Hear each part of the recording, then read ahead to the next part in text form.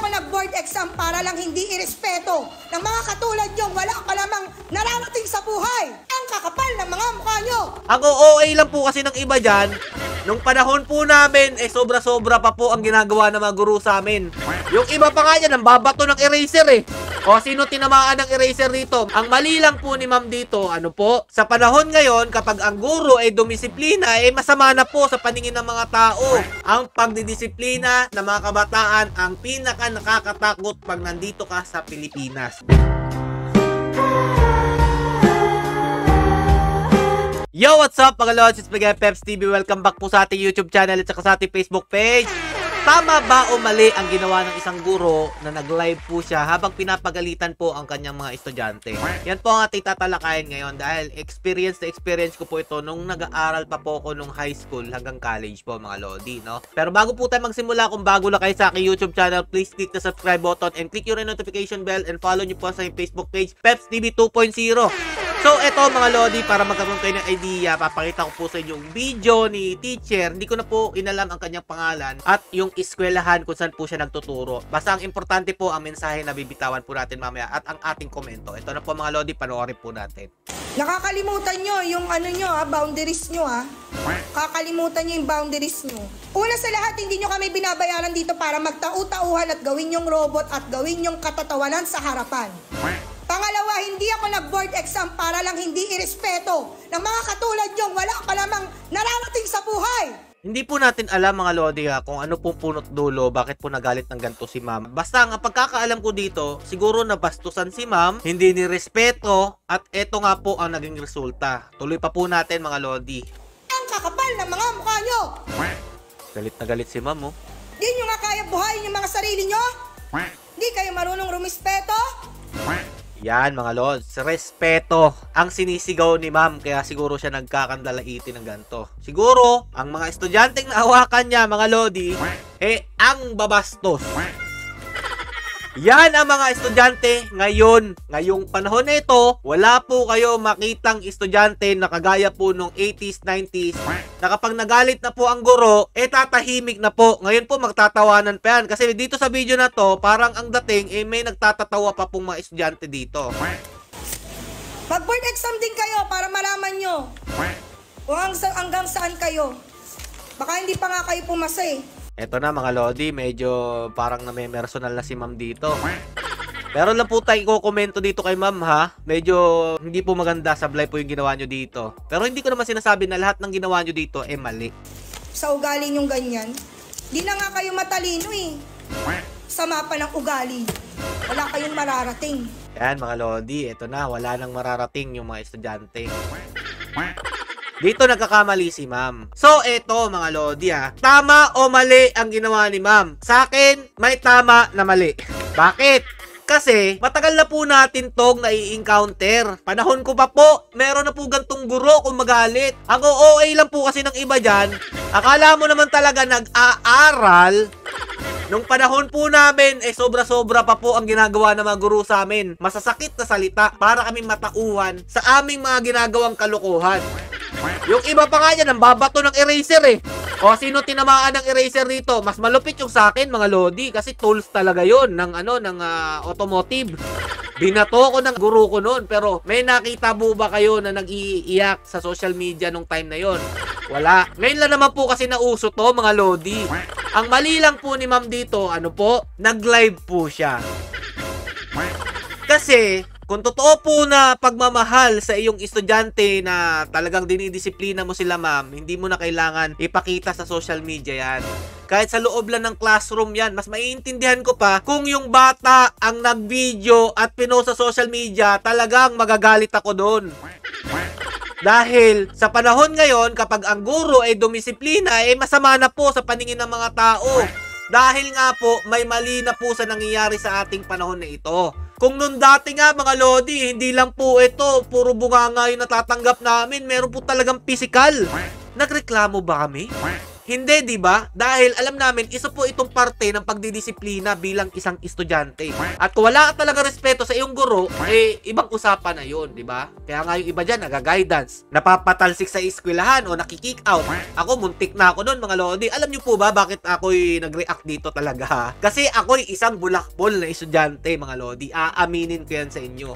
Ilang teacher po ng high school ang napaiyak ko dahil sa kakulitan ko. Pero kalaunan, nare-realize ko na para naman din po pala sa akin yung ginagawa ng guro. Pero itong sinabi ni ma'am na walang mararating, ito po, dito po tayo nagkakatalo. Kasi kapag estudyante, ma'am, kayo po ang dapat humubog sa kanila para po matupad po nila yung pangarap nila sa buhay. Huwag niyo po sasabihin na ganito, wala po silang mararating sa buhay. Mali po yun.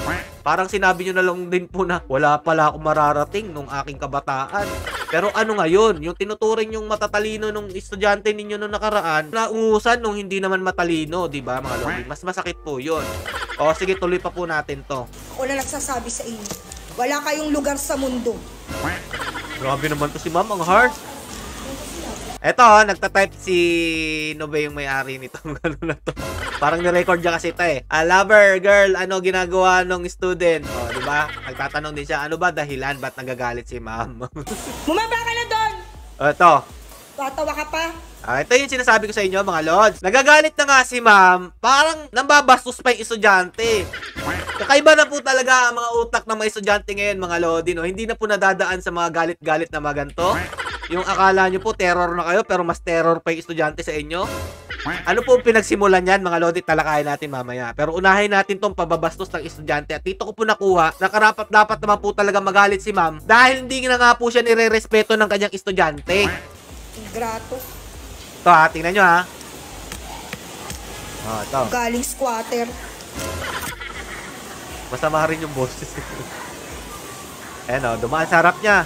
Nagagalit si ma'am, pero lumabas talaga siya. Ako niyan, mga lodi, kahit sobrang kulit ko nung high school, kapag nagagalit yung guro ko, kung ano man yung gusto kong gawin sa CR ba o ano, tinitiis ko po yan hanggang mawala po yung galit ni ma'am o matapos na po siya sa pagkakyaw-kyaw niya sa aming classroom.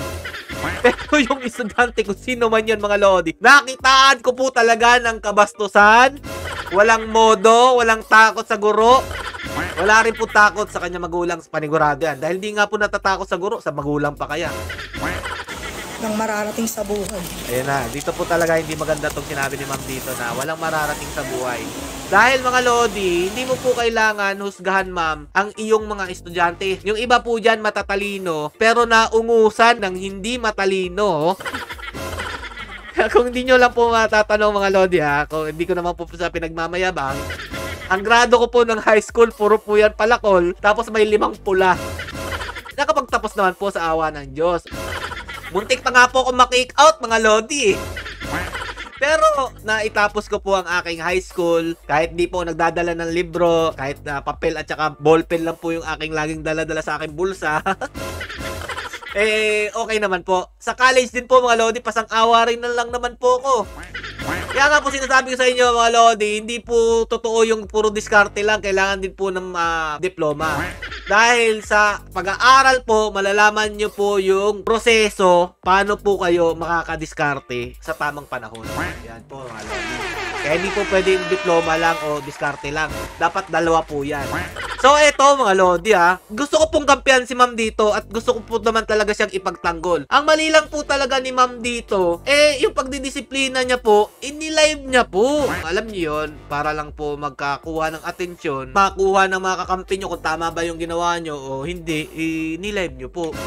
Para pong mga, ano yan, yung mga poverty porn. Kung tutulong, tutulong. Diba? Ba't ba kayo tutulong kung may video rin pala? Hindi tulong yun. Ano yun? Tawag nito, tulong na merong kapalit.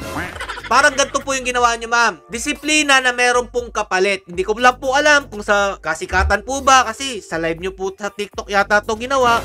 Gusto nyo pa makahakot ng maraming followers o ano ba dyan, mali po yun. Dapat kapag nagdidisiplina po tayo ng mga estudyante, dapat wala pong halong kapalit po yan na kung ano ba po yung ibabalik sa inyo. Ang respeto po kasi nakukuha yan kung ano man din po ang pinapakita nyo sa tao o sa mga bata. Okay, tama po ba ako? Mali. Baka rin naman kasi iba po yung inyong asal din sa inyong mga estudyante. Kaya hindi po kayo nakukuhaan ng konting respeto. Pero sa akin, mga lodi, tama po yung pagdidisiplina ni ma'am. Hindi ko po sinasabing mali yan. Ang OOA ng mga iba dyan, kung makakomment, no? ito po talaga dati pa to nangyayari. Ngayon nyo lang po nakikita kasi nga po may social media na. Nagiging open sa publiko na mga lodi. Pero yung kabataan ko po, high school, college ba yan? Nako! Sobrang terror. Ngayon, mga lodi, naaawa po ko sa mga guro ngayon. Dahil ang pagdidisiplina ang pinaka nakakatakot na gawain po nila bilang isang guro ngayon sa eskwelahan.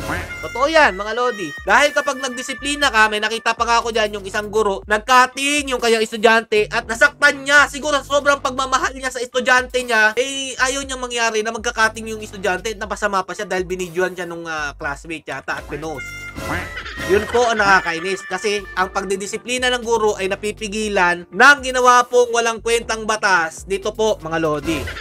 2018 nga po ng November ay tinawag nga po ito ni Tatay Duterte na Pangilinan Dumbest Lawyer over the Juvenile Justice Law. Pinakawalang kwentang batas daw po na nagawa ni Kiko Pangilinan. Dito naman po talaga nagsimula mga lodi, di ba? Yung mga bata na wala na pong respeto sa mga mas nakakatanda sa kanila, simula po nun. Ginawa pa nga po nitong mga masasamang elemento ang mga kabataan na sila po ang magnanakaw, sila po ang gagawa ng krimen dahil po sa batas na pinatupad nito ni Kiko Pangilinan. Yan po ang katotohanan na nangyari sa ating bansa ngayon. Ang pagdidisiplina ng mga kabataan ang pinaka nakakatakot pag nandito ka sa Pilipinas. Kaya lumalaki pong walang takot sa mga mas nakakatanda ang mga kabataan dahil sa mga batas na ito at nagiging bastos, walang respeto sa mga guro, kahit sino man na mga mas matatanda pa sa kanila, at sa mga otoridad dahil sa ginawa po nitong batas na to. Kaya mga lodi, ang masasabi ko dito, tama po si ma'am pero mali lang po talaga ang way niya. Hanggang dito na lang po, stay safe and God bless you all. Peace.